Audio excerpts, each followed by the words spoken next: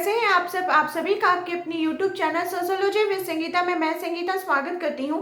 और इस चैनल के माध्यम से हम लोग सोशियोलॉजी के कम्पिटिटिव एग्जाम की प्रिपरेशन करते हैं, जिसके अंतर्गत आपको यूट्यूब पे 2 क्लास रिकॉर्ड फॉर्म में मिलती हैं और एक लाइव क्लास होता है। क्लास की टाइमिंग मैं एक बार आप लोगों को बता दूं। मॉर्निंग के 8 बजे हम लोग कवर कर रहे हैं जेपीएससी जेट और यूजीसी नेट के सिलेबस को, क्योंकि दोनों का ही एग्जाम का जो एग्जाम पैटर्न और सिलेबस है वो सेम है। रात के 8 बजे हम लोग कवर कर रहे हैं बीपीएससी टीआरई 4.2 और यूपी पीजीटी के सोशियोलॉजी के सिलेबस को, और दोपहर के 12 बजे आप लोगों के लिए मैं एनसीईआरटी का लाइव सीरीज के अंतर्गत एनसीईआरटी बुक को कवर करवा रही हूँ। तो वैसे स्टूडेंट्स जो जेपीएससी जेट की तैयारी कर रहे हैं या फिर बीपीएससी टीआरई 4 की या फिर यूपी पीजीटी की, तो वो इस चैनल के माध्यम से मेरे साथ जुड़ सकते हैं और अपनी तैयारी को बेहतर बना सकते हैं। और वैसे स्टूडेंट जो पेड ग्रुप में ज्वाइन होना चाहते हैं, क्योंकि बहुत सारे स्टूडेंट का मैसेज आ रहा था कि मैम पेड ग्रुप में ज्वाइन होने का प्रोसेस क्या है, तो जैसा कि मैंने आप लोगों को पहले भी बताया है, पेड ग्रुप में ज्वाइन होने के लिए सिंपली आपको क्या करना होगा, ये जो कॉन्टैक्ट नंबर मैं आपको दे रही हूँ 7870421839, आप इस नंबर पे या तो कॉल के माध्यम से या फिर व्हाट्सएप के माध्यम से जुड़ सकते हैं। जैसे अगर बात की जाए जेपीएससी जेट या फिर यूजीसी नेट के आपके एग्जाम के सिलेबस की, तो इसमें आपको सिलेबस के अकॉर्डिंग तो कंप्लीट स्टडी मटेरियल मिलेगा ही, ठीक है। मिनिमम फीस रखी गई है, प्लस आप लोगों को टेलीग्राम का लिंक मिलेगा। अब आप यहाँ पे पूछ सकते हैं कि मैम टेलीग्राम का लिंक किस लिए, तो देखिए आपका जो एग्जाम है जेपीएससी जेट का, उसको बोला गया है कि आपका ये एग्जाम 29 मार्च को होने वाला है, ठीक है। यही आपको डेट मेंशन किया गया था जो कैलेंडर है जेपीएससी का।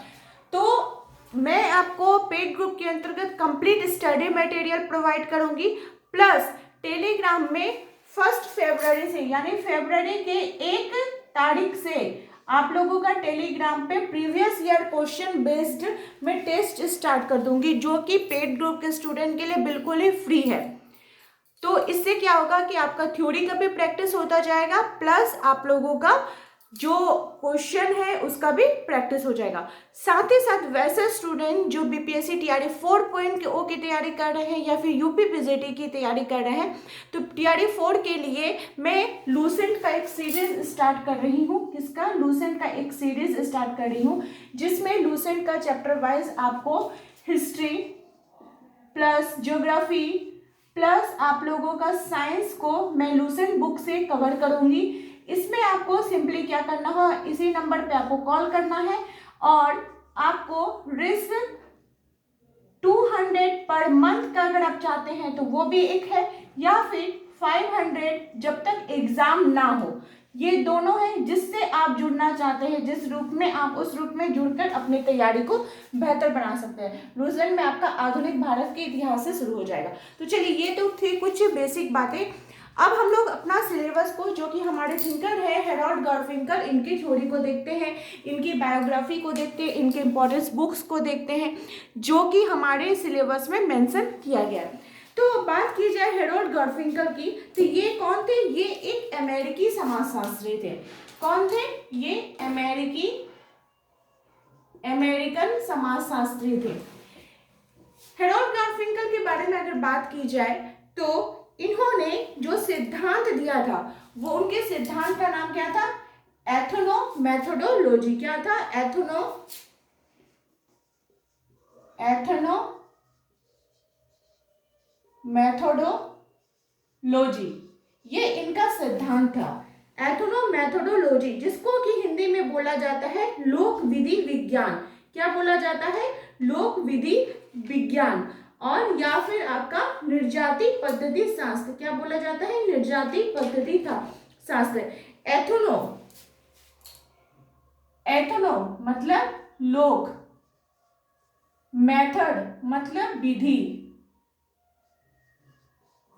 लॉजी मतलब हो गया, या फिर लोगस जो से बनता है वो क्या हो गया? इसका अर्थ विज्ञान। अब है कि मैम ये एथनोमेथोडोलॉजी या फिर जो लोक विधि विज्ञान है, ये आखिर है क्या?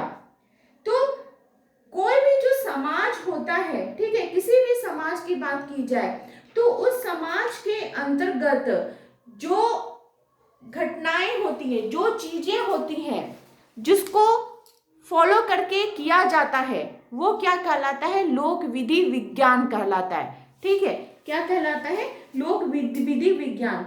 और इसका समाजशास्त्र के अंतर्गत एक बहुत ही महत्वपूर्ण बात दिया गया है, ये एक सामान्य विधि है। ठीक है, ये सामान्य लोक विधि विज्ञान है।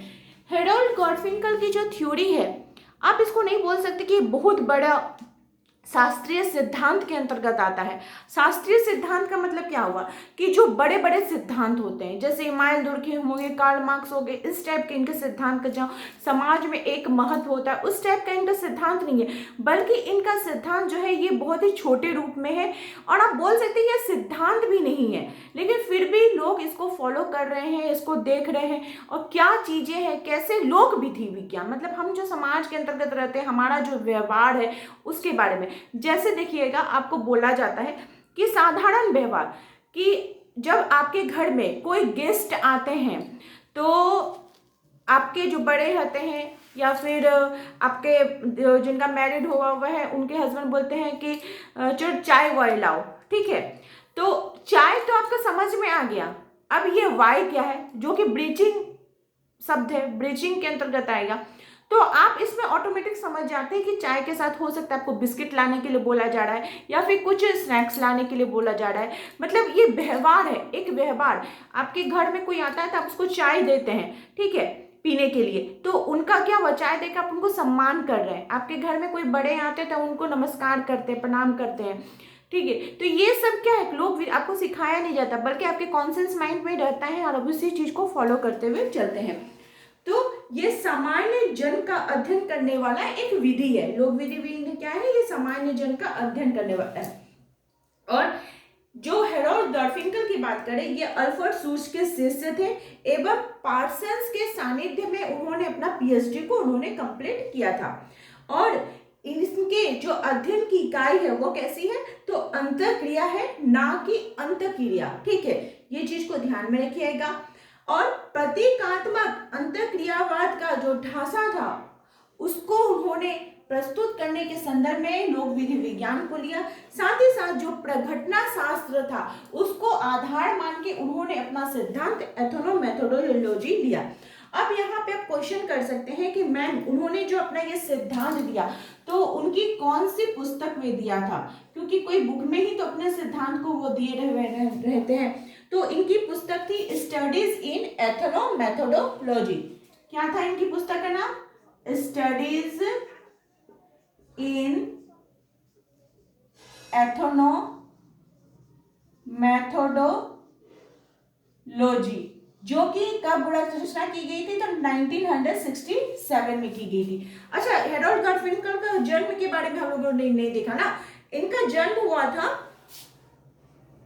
29 अक्टूबर 1917। कहाँ पे हुआ था, अमेरिका में हुआ था, क्योंकि ये अमेरिकी समाजशास्त्री थे। और इनके मृत्यु के बारे में अगर बात की जाए तो इनकी मृत्यु हुई थी 21 अप्रैल 2011 में। ठीक है, रिसेंटली इनकी मृत्यु हुई है हेरोल्ड गार्फिंकल की। हेरोल्ड गार्फिंकल ने अपना जो सिद्धांत एथनोमेथोडोलॉजी दिया, इस सिद्धांत के अंतर्गत ये जो उपागम है, क्या चीज का बात करता है, कि इस उपागम का मुख्य उद्देश्य था कि उन विधियों का पता लगाना जो कि व्यक्ति अपने दिन प्रतिदिन के जीवन में अपनी क्रियाओं को विवेचन करने तथा उनका अर्थ को ढूंढने में करता है। तो एथनोमेथोडोलॉजी का जो मेन आधार है वो कौन सा है, व्यक्ति है। ठीक है, कौन क्रिया कर रहा है, तो व्यक्ति क्रिया कर रहा है, उसके अध्ययनों को देखा जाता है। इस विधि को लोक विधि विज्ञान उपागम भी कहा जाता है। इसको दस्तावेज विधि भी कहा जाता है, डॉक्यूमेंट्री मेथड भी कहा जाता है, क्योंकि घटना जो कि निहित कार्य होते हैं, अप्रकट जो कि अप्रकट किया जाता है, उसके संदर्भ में बात किया जाता है। 1960 ईस्वी में घटना शास्त्र को स्थापित कर इस उपागम का विकास किया गया था। यह व्यक्तिनिष्ठ होता है। कैसा होता है, तो यह व्यक्तिनिष्ठ होता है। व्यक्ति इसका केंद्र बिंदु कौन रहता है, तो व्यक्ति रहता है। और ये सूक्ष्म स्तरीय तरीकों का अध्ययन करता है। कैसा तरीका का अध्ययन करता है? तो सूक्ष्म स्तरीय। ये बृहद कोई विधि नहीं है, बृहद कोई शास्त्रीय विधि जैसे वर्ग संघर्ष का सिद्धांत हुआ, इमानुएल दुर्खिम का श्रम विभाजन का सिद्धांत हुआ, उस टाइप का नहीं है, लेकिन ये इस टाइप का आपका सूक्ष्म स्तरीय है। और बहुत सारी चीजों में इसका प्रयोग किया गया है, जैसे लॉस एंजल्स में जब आत्महत्या संबंधी जो मामले थे उनका अध्ययन करने के लिए किया गया था। ये जनसाधारण द्वारा व्यवस्था को बनाए रखने के लिए जिन भी विधियों का, जिन भी नियमों का, जिन भी तरीकों का हम लोग यूज करते हैं वो क्या कहलाता है? लोक विधि विज्ञान के। किसके द्वारा? तो जनसाधारण के द्वारा। अब यहाँ पे मैं कुछ आप लोगों को वर्ड दे रही हूँ, वर्ड के संदर्भ में बता रही हूँ, जो कि आप लोग के लिए जानना इंपॉर्टेंट हो जाता है इस टॉपिक से रिलेटेड। सबसे पहला है एथनोग्राफी। इंपॉर्टेंट फैक्ट्स करके लिख लीजिए। एथनोग्राफी।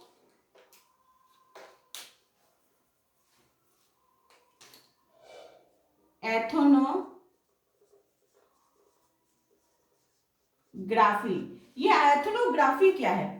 तो एथनोग्राफी, जिसको प्रजाति लेखन बोला जाता है, ये किसी समाज के प्रथानुगत व्यवहारों, विश्वासों एवं मनोवृत्तियों का विवरण होता है और ये मानव शास्त्र की एक शाखा है।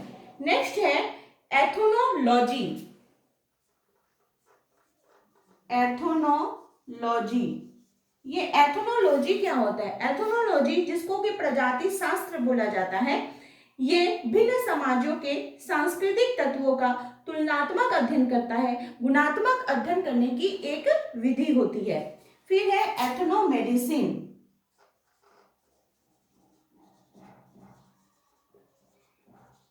एथनोमेडिसिन है उपचार का जन सामान्य का परंपरागत तरीका।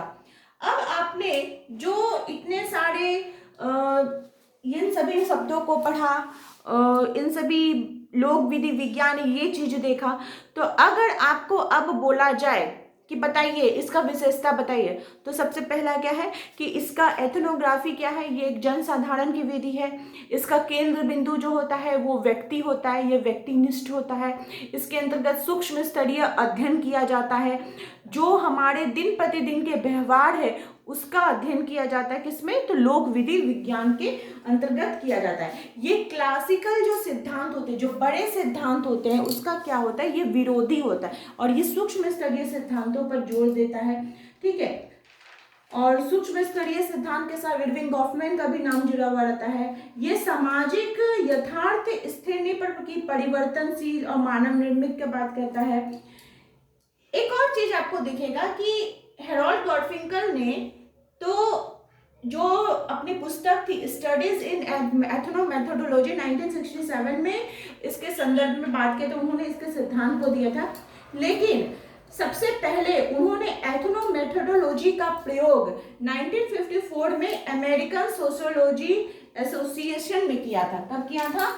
तो 1954 में अमेरिकन